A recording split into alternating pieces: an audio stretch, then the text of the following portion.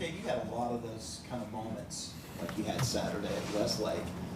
This is one of the first really big moments you had here. What was that like? And what is your mindset as you see them score? You know you're going to get the ball under 2 minutes left. What are you telling your teammates? We got this. That's really the big thing. It's like, hey man, let's, just like practice, let's just go put it together. We have different 2-minute scenarios every Thursday. We've been doing every week since pretty much fall camp. So we've done it before, and just instilling confidence. We can do it. We didn't have an ounce of doubt in our system, and we stepped on the field, stepped on freely, not tense, just confident that we'd go score, and just had to go do it. So, yeah, I think just instilling confidence in the guys, and, yeah. Is there something freeing about no timeouts? It's just you guys out there? I don't know if I would put it like that, but, I think that there is just a freeing aspect of, hey, we have done this before.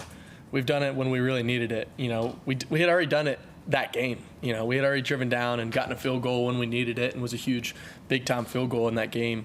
But then we had done it last year versus Kentucky. We've had drives like this. We do it every week versus practice, kind of what I was saying. So when we do step on the field and we've chased those scenarios, I feel like I get to step on the field, and I love in those scenarios. I love watching NFL guys go do that. There's a scenario a couple years ago when Josh Allen took the field with less than a minute left, went and scored. Game's over, 16 seconds left. Patrick Mahomes gets the ball with 16 seconds and drives down the field and goes and scores a game with a field goal. And it's never over till it's over. So I love watching guys above me that do it at a really high elite level, and I feel like I get to step on the field just with a calm and a presence that's just calm, cool, and collected and ready to go score. So.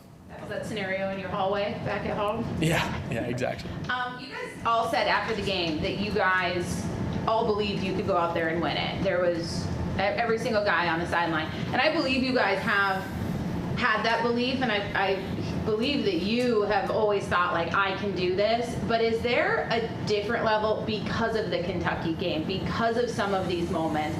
Does it feel different now, or maybe not even in yourself, but around you, the belief that has continued to grow and confidence on that sideline? Absolutely. I think that, Coach Sweeney said it, and he's like, I think 99.5% of the teams, if they were in our scenario on Saturday, they would have lost the game because they just, what we have here, the heart and the belief in what we do. It's just really special, and the heart to go finish when it's not looking our way. They had the whole momentum. They had everything going their way the whole second half, and we were resilient. We persevered, and we just defied the odds, and that's just kind of what this team is. I think that's what a championship team is made of, and being able to finish in those close games is really special. So. Yeah, just that kind of grit and that kind of just want to is definitely really special. Okay, when you have that kind of drive at the end of the game, is it growing y'all's confidence that you can go win that kind of a game, or is it more just showing everybody else what you guys have already done? Yeah, I think that whenever we are in that scenario, just confidence that we can, that we can go win it, and we've done it before. And there's definitely just confidence that, hey, it's never over till it's over, and that's the truth. So just go finish the game and give everything you have till the very last play. You mentioned how you guys do those 2-minute scenarios every Thursday. Is that Wednesday, draw play something that you've worked on before in that specific scenario? And did you expect it to be the one that scores the touchdown? No, I did not expect that to definitely score. They were just playing a lot of two-man, and they were in the first half, and then a lot in the second one too. Just a lot of two-man. So we kind of saw that, and Coach Riley had a great call. I think it was 2nd and 4, something like that. So that's a great call, just stick draw. It's a great 2nd and 4 call. Go get the first down, get a quick another play off if we get tackled, and but definitely go get all you can. And, you know, I'm running down the field. I get up to the second level. It's wide open. We block it up perfectly. I get up to the second level. I see the safety coming at me. So I'm like, I got to get out of bounds. You know, we don't have any timeouts, so I kind of take a right, start going right, out of bounds. TJ's blocking this guy, and then the guy peeled around, not letting me get out of bounds, and TJ just kind of kept him going. And then I just kind of reacted and just kind of went with it. But, yeah, I mean, we do work those every Wednesday, and, you know, it's kind of different every week. Some it's, you know, hey, yeah, one timeout, you know, touchdown to win it. 2 timeouts, field goal to win it. Or, you know, no timeouts, touchdown to win it, minute and a half, let's go. I mean, we really work a lot of different scenarios that could really happen. And that preparation, I think, has helped me a ton. Just whenever we did get to those scenarios, you know, we're really ready for them and we know what to do. And, you know, Antonio and Jake on those 2 catches in the second half, you know, are straining to get out of bounds. You saw that in the first half too. They're straining to get out of bounds. We want that clock to stop. So that's just preparation and just the knowledge of the game. Those guys are vets in the game and they know what to do and they know how to play. So. Y'all face a lot of press coverage the last 3 games. What do you think y'all have learned just from that, from going through it?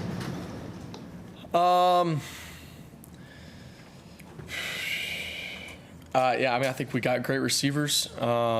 You know, we've got dudes that can go win at a very high and elite level, and that's really exciting. So, you know, I love it. You know, I love that we got dudes out there that, you know, we've probably got 6 or 7 guys that can really go play at a really high and elite level for us. So, you know, they want pressers or not, it's whatever they want. But, you know, I trust in the guys to go get open. So.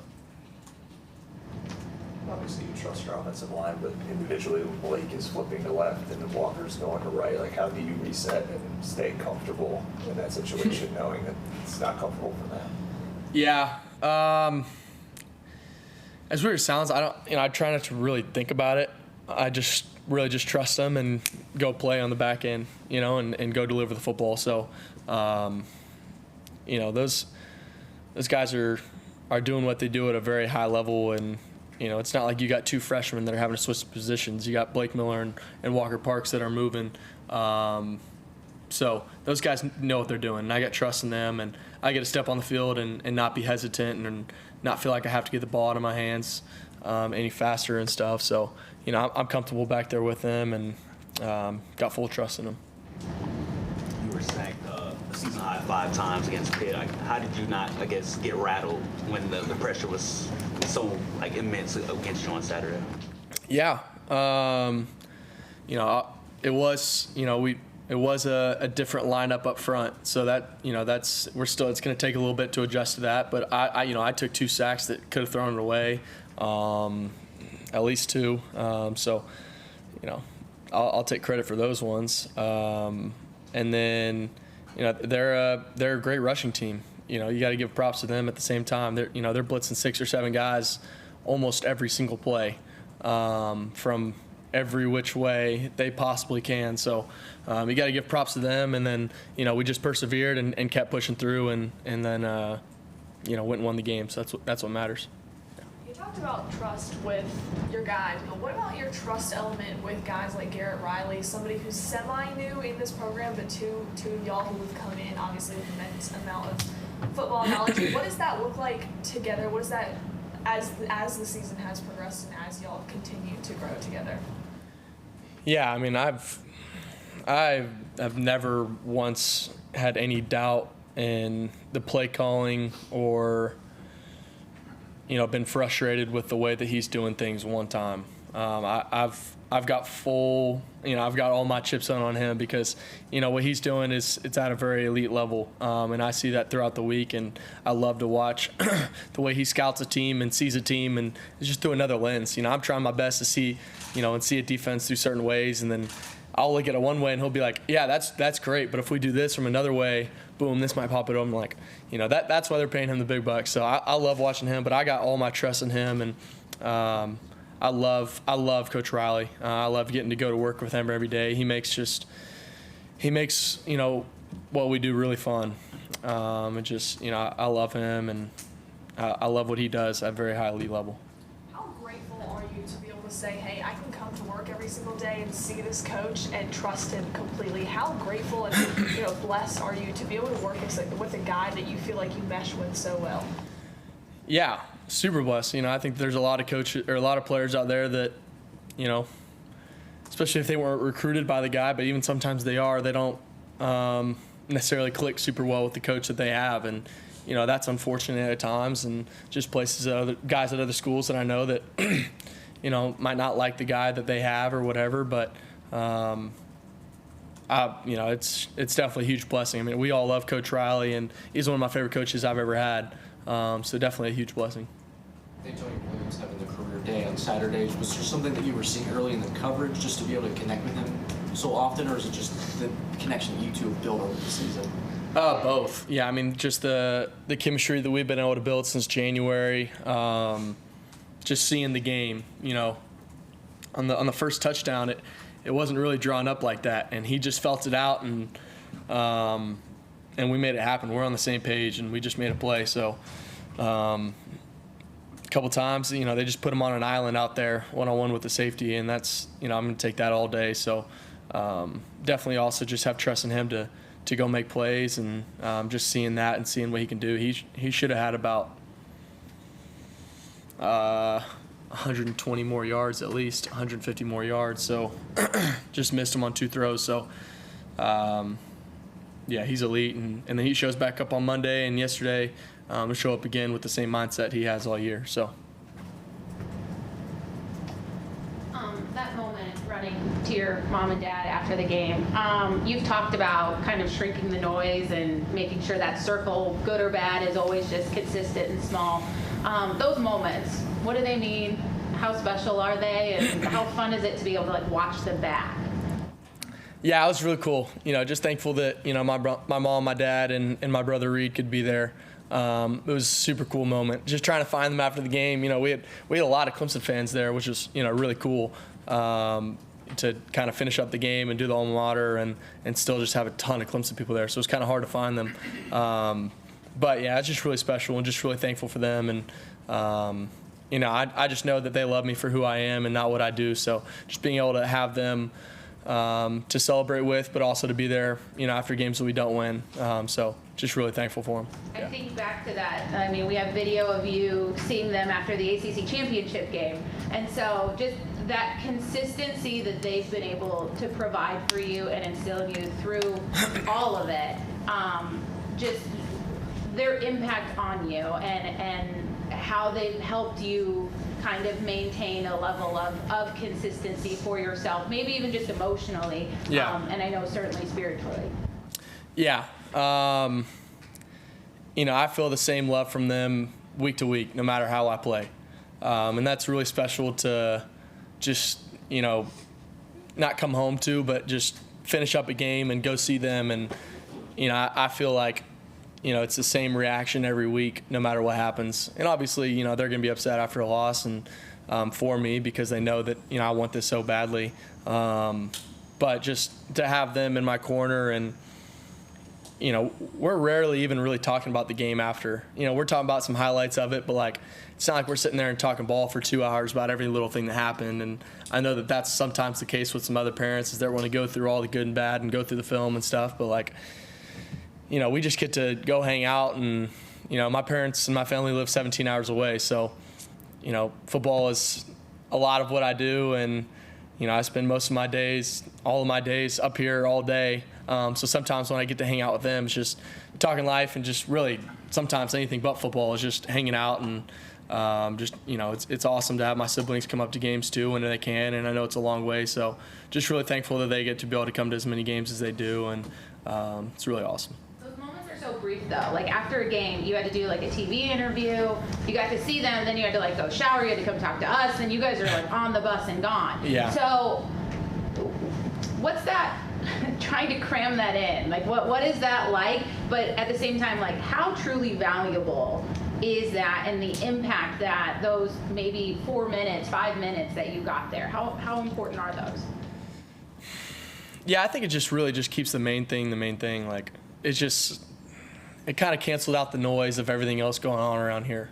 just getting to hang out with them. And, those are the people that I want to celebrate with, but also, be with after a loss, because I know that, they're unbiased to everything that's going on. They're just, they're for me. And, but, I'll get to see them for a brief moment right after the game. And normally I don't get to talk to them for that long. But especially after the game, after shower up and get ready and come see y'all. And I'll normally get to go hang out with them for a little bit after the game and stuff. So definitely get to catch up there. But definitely on the road, it's pretty short. So, yeah, it's awesome, though. I know you're very confident in your speed, but Antonio told us post-game that, he had a defensive back say you were playing like Manziel, earlier this year after you ripped off a run. You still kind of get a kick of occasionally, doing something that makes defenders go whoa, I didn't know he had that level, that second level of burst in him, stuff like that. Yeah, I mean, that's a pretty big comparison right there to Johnny Manziel, so I'll take that. I don't know who. But I'm not trying to compare myself to him, because that's one of the greatest of all time right there. So, but that it's definitely pretty cool, and I'm always talking smack to Tone every day about how I'm faster than him. So, anytime that he gets to say that, I'm definitely gonna go talk to him after this and tell him how I am faster than him. So, no, I'm just kidding. But yeah, definitely fun to use my legs every once in a while and be able to show when I need to. In the beginning of the season, we kind of spoke about how you have these 7 exciting home games, and now you're down to 2. So what are your thoughts, emotions, mindset going into these next 2 crucial games for the team? Yeah, really just focus on the one we have right now. We got a, military appreciation game, senior night. So really just want to honor a lot of people this weekend. And, our eyes are set on this Saturday, and, we want to go be the best we can on Saturday. And we want to go show what we can do. And, but yeah, love being at home. There's nothing like it, and been on the road for a couple weeks now, and definitely excited to get back to Death Valley, and it's really exciting. What are the emotions around a senior day, especially with, I think of that list of guys that are potentially participating in this, but first and foremost at that list, obviously Phil Moffa. Yeah, it's tough to kind of wrap your head around sometimes, because I think that as a guy who's not a senior, you're just like, oh, it's senior night, whatever.